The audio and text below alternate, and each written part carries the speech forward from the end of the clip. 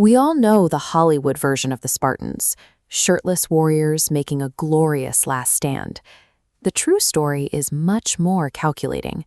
That famous, brutal sacrifice was a calculated decoy. In 480 BC, the Greek world faced total annihilation.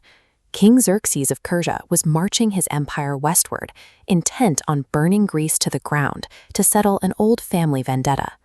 The Persian forces arrived with immense scale and organization. This disciplined war machine drew soldiers from across the known world, fielding an army so fast it reportedly drank rivers dry during its march. Faced with complete destruction, the fiercely independent and historically rival Greek city-states did the unthinkable. They formed an alliance. But the newly formed coalition immediately faced a deadly mathematical problem. They were vastly outnumbered. To survive, they had to figure out how to stop an enemy that fielded endless waves of manpower. The Greeks knew that fighting the Persians on an open field was a guaranteed death sentence. Their strategy relied on avoiding open warfare entirely, forcing the enemy instead into a narrow physical constriction point. They chose Thermopylae. By funneling into a coastal pass barely wider than a modern street, sandwiched between steep mountains and the sea, the immense size of the Persian army was neutralized. Only a few men could fight at a time. To hold this critical line, the Greeks sent an elite vanguard. At its core were 300 Spartans, led by King Leonidas. When Xerxes arrived and saw this tiny defense force, he sent emissaries offering them a chance to surrender their weapons and live. Leonidas's response was chillingly brief: "Come and take them." Geography stripped away the Persian numerical advantage. The Greeks deliberately chose this terrain to transform the empire's greatest asset, its size, into a fatal liability.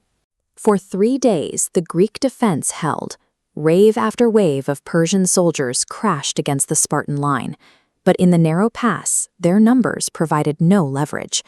The environment favored the Greek heavy infantry.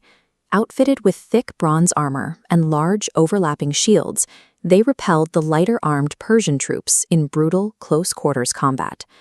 But military strategies often crumble under human variables. A local sheepherder named Ephialtes broke the Greeks' defensive advantage. Driven by the promise of a rich reward, Ephialtes betrayed the Greeks. He revealed a secret mountain path to the Persians, allowing their forces to bypass the bottleneck and strike from behind. Human frailty broke the geographic stalemate. In a matter of hours, a tactical stand devolved into a fatal trap.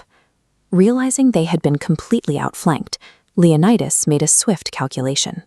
To preserve the bulk of the Greek forces, he ordered the majority of his allies to retreat and survive to fight another day. But Leonidas and his Spartans stayed behind. Retreating would allow Persian cavalry to run down the fleeing Greek army before reaching safety. The remaining men fought in a desperate final stand. They held the pass until their weapons shattered, fighting with bare hands and teeth until every last Spartan was killed. Leonidas traded his elite heavy infantry for the only asset the alliance needed: time. High on their victory, the Persian army marched south without resistance. They expected to sack the wealthy city of Athens and finally seize the capital.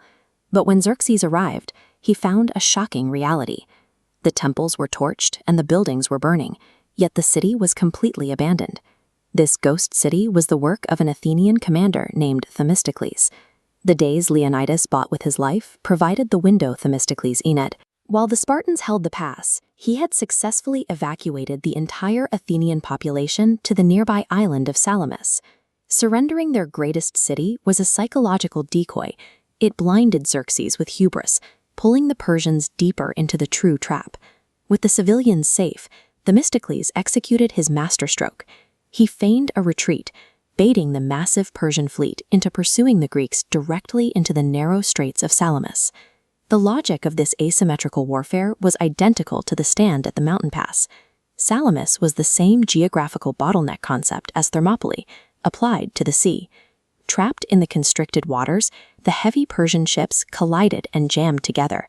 Their numerical superiority dissolved into a chaotic traffic jam, giving the smaller Greek ships a devastating mechanical advantage. The Greek triremes were specifically engineered for this moment. Equipped with a heavy bronze prow, they systematically rammed and sank the paralyzed Persian fleet. Greek independence was secured because they turned the empire's overwhelming size into a weapon.